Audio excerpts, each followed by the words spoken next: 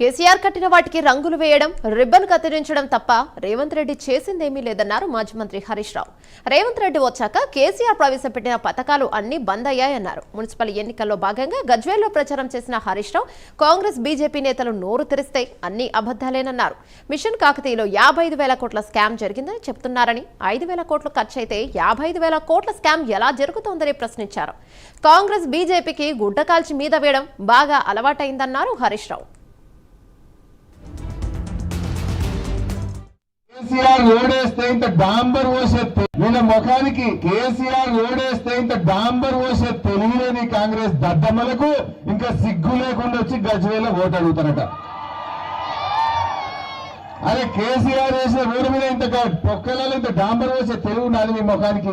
మాట్లాడితే రేవంత్ రెడ్డి నోట్ల అబద్దాలే, బీజేపీ వాళ్ళు అబద్దాలే. ఒక్కడన్నా నియత మాట మాట్లాడిందా? నిన్న ఒక బీజేపీ ఎంపీ వచ్చి అంటాడు మిషన్ కాకతీయ కింద చెరువులు బాగా చేసిండు కేసీఆర్, 55,000 కోట్లు తిన్నాడు కేసీఆర్ అంటాడు. అసలు ఖర్చు అయింది 5,000 కోట్లు.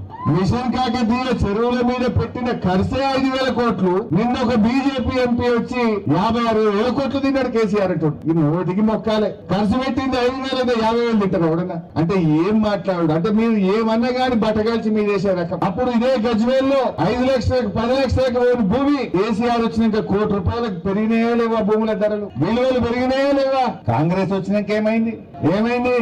భూముల ధరలు పాతాళానికి, బంగారం ధరలు ఆకాశం. మాట అంటే మాట మీద నిలబెట్టాడు. పెన్షన్ అయినా, కళ్యాణ లక్ష్మి అయినా, కేసీఆర్ కిట్ అయినా, మరి పట్టణాల అభివృద్ధి అయినా, మంచి నీళ్లైనా, పిల్లల చదువులైనా, గురుకుల పాఠశాలలైనా, ఎస్సీ ఎస్టీ బీసీ మైనారిటీ పిల్లల చదువుల కోసం 1000 గురుకులాలు పెట్టిండు మన కేసీఆర్.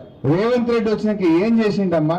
ఉన్న బతుకమ్మ చీరలు బంద్ అయినాయి, గొర్రె పిల్లల పథకం బంద్ అయింది, దళిత బంధు పథకం బంద్ అయిపోయింది, కేసీఆర్ కిట్టు బంద్ అయిపోయింది, న్యూట్రిషన్ కిట్టు బంద్ అయిపోయింది, పిల్లల ఫీజు రియంబర్స్మెంట్ పథకం